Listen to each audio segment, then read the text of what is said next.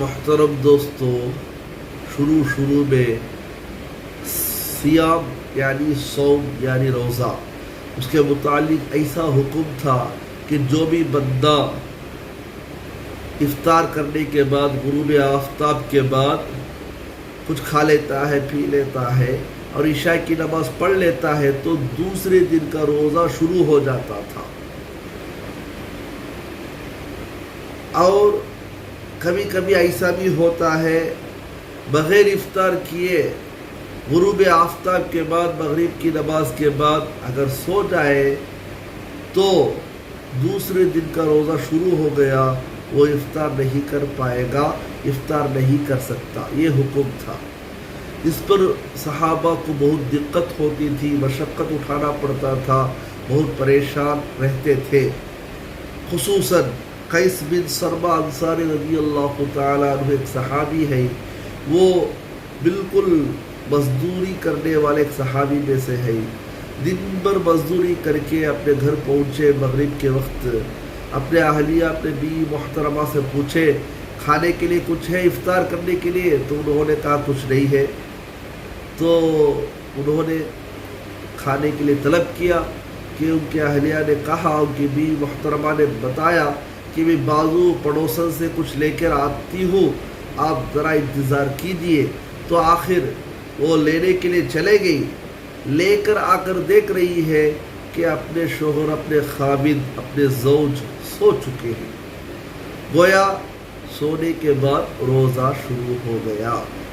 جب دن ہوا اسی روزے کے ساتھ، یعنی 2 روزہ بغیر ایک افطار کے چل رہا ہے بیچ میں، تو دوسرے روزے کے دن کے وقت میں وہ بالکل بے ہوش ہو کے گر پڑے۔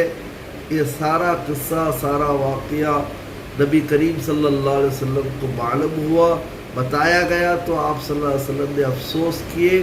تو تب اللہ تعالیٰ نے یہ حکم نازل فرمایا، وَكُلُوا وَاشْرَبُوا حَتَّى يَتَبَيَّنَ لَكُمُ الْخَيْطُ الْأَبْيَضُ مِنَ الْخَيْطِ الْأَسْوَدِ مِنَ الْفَجْرِ، یعنی بقرہ کے 180 پر 7ویں آیت ارشاد فرمایا۔ اس میں اللہ نے یہ حکم کہا کہ کھاؤ پیو یہاں تک کہ سفید داغا نظر آ جائے کالے داغے سے۔ ایسا ہی بولا جاتا ہے، جیسا کہ میں نے بتایا ہوں کہ سونے کے بعد روزہ شروع ہو جاتا ہے یا عشاء کی نماز پڑھنے کے بعد روزہ شروع ہو جاتا ہے۔ تو ایک مرتبہ حضرت عمر فاروق رضی اللہ تعالیٰ عنہ جیسے صحابی کو رات کے وقت میں اپنے اہلیہ سے ملنے کی نوبت آئی تو مل گئے۔ تو آخر میں ایک روایت سے اپنے اہلیہ سے ملنے کی خبر ہے اور ایک روایت کے اعتبار سے ملنے کو چاہ ہے، لیکن ان کے اہلیہ نے کچھ حضور بتا دیے، لیکن ملنے کو تو قریب ہوئے۔ اسی طرح کعب بن مالک رضی اللہ تعالیٰ عنہ بھی اس طرح کا واقعہ ان کے بارے میں بھی آتا ہے، ان کے متعلق بھی آتا ہے، انہوں نے بھی رات کے وقت میں اپنے اہلیہ سے ملنے کی کوشش کیا اور ملے۔ بہرحال بہرکیف یہ ساری باتیں سرکار دو عالم صلی اللہ علیہ وسلم کے مجلس میں رکھا گیا تو آپ صلی اللہ علیہ وسلم نے پوچھا، یا عمر، آپ پر تو یہ امید نہیں تھی کہ آپ بھی ایسا کر بیٹھیں گے؟ تو اللہ تعالیٰ نے یہ آیت نازل فرما دی کہ وَكُلُوا کھاؤ تم، وَاشْرَبُوا پیو تم، حَتَّى يَتَبَيَّنَ لَكُمُ الْخَيْطُ الْأَبْيَضُ مِنَ الْخَيْطِ الْأَسْوَدِ مِنَ الْفَجْرِ، یعنی کالا داغا سے سفید داغا نظر آنے تک کھاؤ پیو۔ پہلے صحابہ نے اس آیت پر یہ سمجھا کہ ظاہری معنی لے لیا کہ سفید داغا نظر آنے تک کالے داغے سے ہم کو کھانا ہے، سحری کرنا ہے۔ تو چند صحابہ نے اپنے پاؤں میں سفید اور کالا داغا باندھ لیے تاکہ دونوں میں تمیز آ جائے، فرق آ جائے کہ کون سا سفید ہے کون سا کالا ہے، تب تک کھا سکتے ہیں وہ اجالے میں۔ اور چند صحابہ نے اپنے تکیے کے نیچے کالا اور سفید داغا رکھ لیے اور دیکھتے تھے کہ دونوں میں تمیز آ تک کھا سکتے ہیں۔ لیکن یہاں آیت کا مطلب یہ ہے کہ سفید داغا سے مراد ہم نے پہلے کہہ چکے ہیں ہمارے ویڈیو میں، ہمارے بیانات میں، کہ سفید داغے سے مراد صبح صادق ہے، کالے داغے سے مراد رات کی تاریکی ہے۔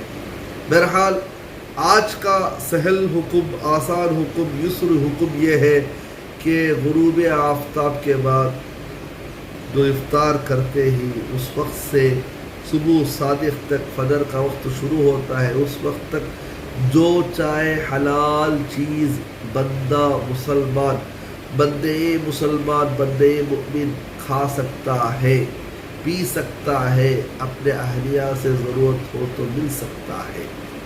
یہ اللہ کا شکر ہے، اللہ کا کرم ہے، اللہ کا فضل ہے، اللہ کی مہربانی اور لطف اور احسان ہے کہ اللہ تعالیٰ نے ہمیں انسانوں کے متعلق ان کی ضرورت کے مطابق اپنے مسائل کو اپنے حکم میں اللہ تعالیٰ سہل فرماتے ہی، آسان فرماتے ہی اور چھوٹ فرماتے ہی۔